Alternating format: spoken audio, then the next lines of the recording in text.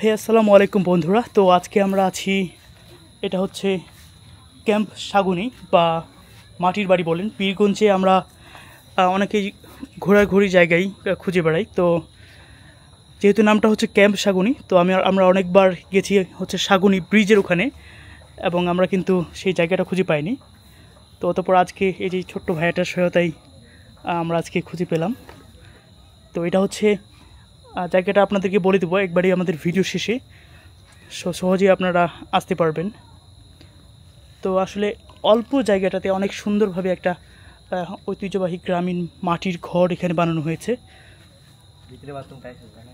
ভিতরে টাইলস, ও তো ছোটো ভাইয়েরা বলে ভিতরে বাথরুম টাইলস করা হয়েছে।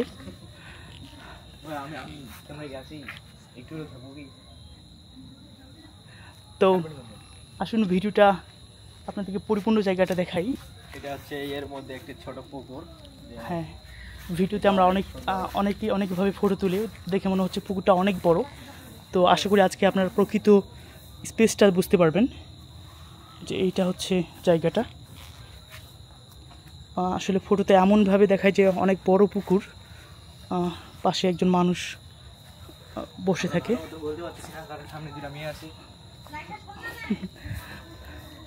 তো তারপরও ভাইয়াটাকে অনেক ধন্যবাদ যে আজকে আমরা এখানে আসতে পেরেছি।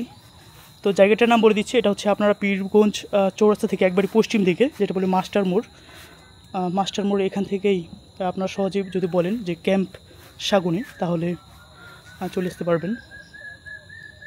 জায়গাটি অল্প জায়গার মধ্যে এটা অবস্থিত। এই পাশের বাড়িতে আবার বাথরুম। তো বন্ধুরা, দেখা হচ্ছে পরবর্তী কোনো ভিডিওতে। আর বিশেষ করে হচ্ছে আপনারা আমাদের যারা ফিটনেস ভিডিওগুলো দেখেন, বেশি বেশি করে আমাদেরকে সাপোর্ট করবেন। এবং এর পাশাপাশি আমরা ট্রাই করব ফিটনেসের পাশাপাশি যখন যেখানে যাব মিনি ব্লগ আকারে ভিডিও শেয়ার করার। তো কিছু বলো শাহিদ। কি বলবো, জায়গাটা একটু ভালোই আর কি, এখানে ফটো তোলার জন্য পারফেক্ট।